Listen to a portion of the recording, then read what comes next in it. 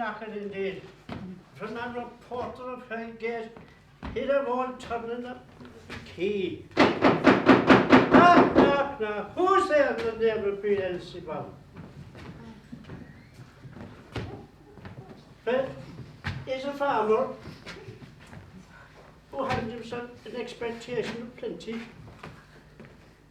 How in time supper, have napkins enough about you? Here you'll sweat for it.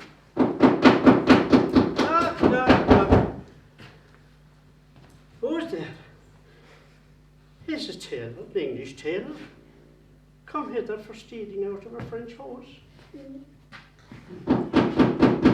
I'm tailor, here you can roast your goose. Knock, knock, never that quiet. What are you? But it's too cold here for hell. I'll devil portrait no further. I was going to allow in some of our professions who go the primrose way to the everlasting bonfire.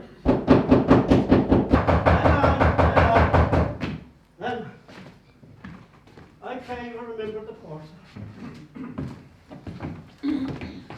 Was it so late, friend, ere you went to bed, that you do rise so late? Fair sir, we were carousing till the second cock. And drink is a great provoker of three things. And what 3 things does drink especially provoke? Marry, sir, nose painting, sleep, and roaring. Literally,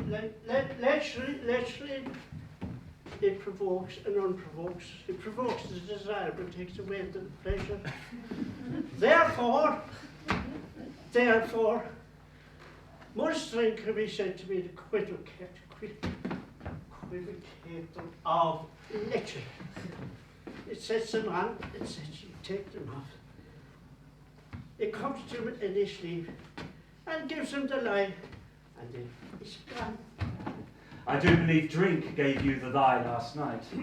That I did, sir, as a fair thought on me.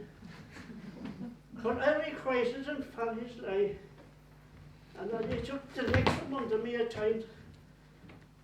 I fought him, and he's gone. Is thy master stirring? Yeah. I'm knocking us a welcome here. Here he comes. Good morrow, noble sir. Good morning, both. Is the king stirring, worthy Thane? Not yet. He did command me to call timely on him. I've almost slipped the hour. I'll bring you to him. I know it is a joyful trouble for you, yet it is one. The labour we delight in physics pain. This is the door. I shall make so bold as to call. 'Tis my limited service. Goes the king hence today? He does. He did appoint so. Oh, the night last night has been unruly. Where we lay, our chimneys were blown down. And as they say, lamentings heard in the air.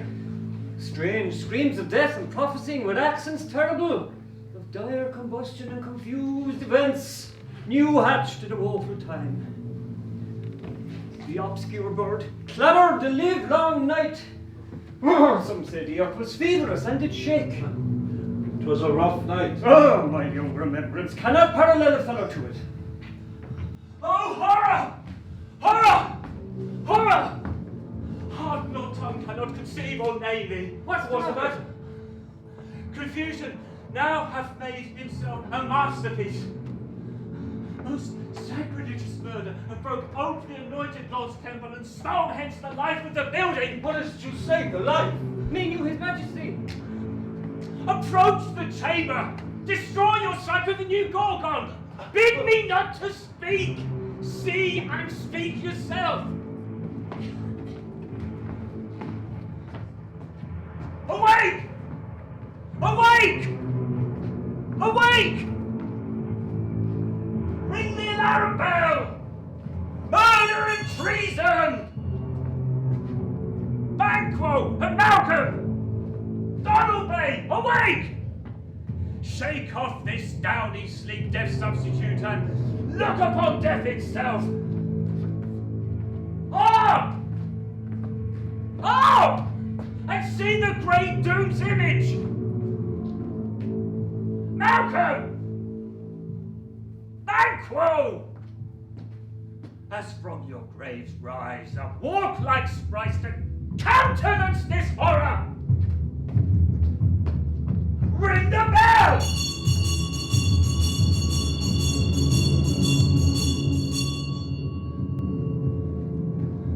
What's the business that such a hideous trumpet calls to parley the sleepers of the house?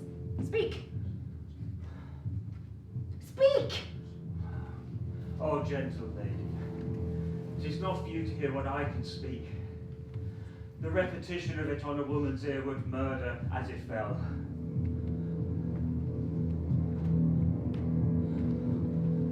Oh, Banquo, our royal master's murdered. Oh, lads in our house! Dear Delphi, I pray thee contradict thyself and say it isn't so.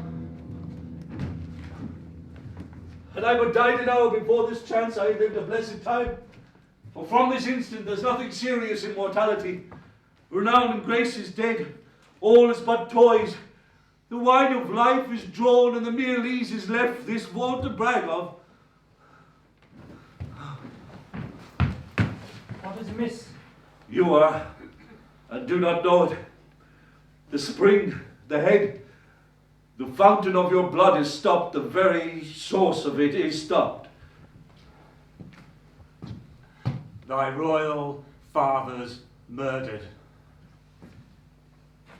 By whom? Those of his chamber, as it seemed, had done it. Their hands and faces all badged with blood. So were their daggers, which, unwiped, we found upon their pillows. They stared and were distracted. No man's life was to be trusted with them. Yet I do repent thee of my fury that I did kill them. Wherefore did you so? Who can be wise, amazed, temperate and furious, loyal and neutral in a moment? No man. The expedition, my violent love, outrun the pause of reason. Here lay Duncan, his silver skin laced with his golden blood, and his gashed stabs looked like a breach in nature for ruin's wasteful entrance. There, the murderers, steeped in the colours of their trade, their daggers unmannerly breached with gore. Who could refrain that had a heart to love, and in that heart courage to make his love known? Help! Look to the lady! Why do we hold our tongues, when most may claim this argument for ours? What should be spoken here? Where our fate, hid in an arbor hole, may rush and seize us? Let's away. Our tears are not yet brewed. Not our sweet sorrow upon the foot of motion. Look to the lady. And when we have our naked frailties hid, that suffering exposure, let us meet and question this most bloody piece of work to know it further. Fears and scruples shake us. In the great hand of God I stand against undivulged pretense, and I fight of treasonous malice. And so do I. So all. So all. Let's briefly put on manly readiness and meet in the hall together. Well contended.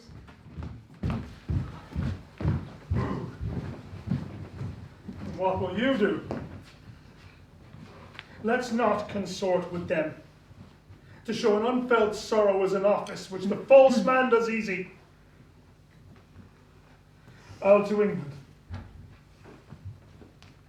To Ireland I. Our separated fortune should keep us both safer there. Where we are, their daggers and men's smiles. The near in blood, the near and bloody. This murderous shaft that shot hath not yet been lighted, and the safest way is to avoid the aim. Therefore to horse, and let us not be dainty about the leave-taking, but shift away. There's warrant in that theft that steals itself when there's no mercy left.